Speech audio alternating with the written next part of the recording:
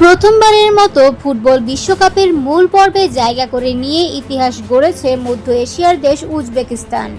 আর এই সাফল্যের পর দেশ জুড়ে বইছে উৎসবের আমেজ। বিশ্বকাপ নিশ্চিত করার পর বাছাই পর্বের শেষ ম্যাচে নিজেদের শ্রেষ্ঠত্ব আরও একবার প্রমাণ করেছে তারা। কাতারের বিপক্ষে তাসখন্দে অনুষ্ঠিত ম্যাচে উজবেকিস্তান দাপুটে জয় তুলে নেয় ৩-০ ব্যবধানে।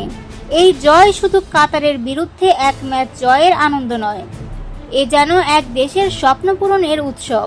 বিশ্বকাপ নিশ্চিত করার পুরস্কারও পেলেন উজবেক ফুটবলাররা। রাষ্ট্রপতি শওকত মিরজিয়োয়েভ নিজের পক্ষ থেকে জাতীয় দলের সব খেলোয়াড় ও কোচিং স্টাফকে উপহার দিয়েছেন চীনা ব্র্যান্ড BYD এর বিলাসবহুল গাড়ি। মাঠে আনুষ্ঠানিকভাবে মোট ৪০টি গাড়ির চাবি তুলে দেওয়া হয় দলের সদস্যদের হাতে। তবে শুধু গাড়িতেই থেমে থাকেননি প্রেসিডেন্ট।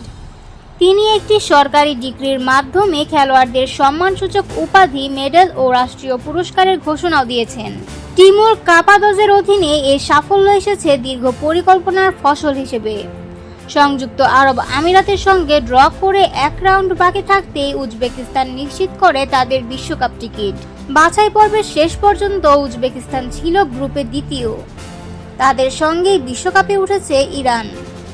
অন্যদিকে সংযুক্ত আরব আমিরাত ও কাতারকে এখনো বাকি রাউন্ডে লড়াই চালিয়ে যেতে হবে।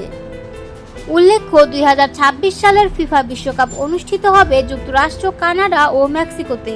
এই প্রথমবারের মতো ৪৮টি দল অংশ নেবে ফুটবলের সবচেয়ে বড় এই টুর্নামেন্টে। আর সেই ইতিহাসে এবার নাম লিখিয়েছে উজবেকিস্তান। তাদের এই জয় শুধু খেলার নয়, এ এক জাতির স্বপ্ন ছোঁয়ার গল্প।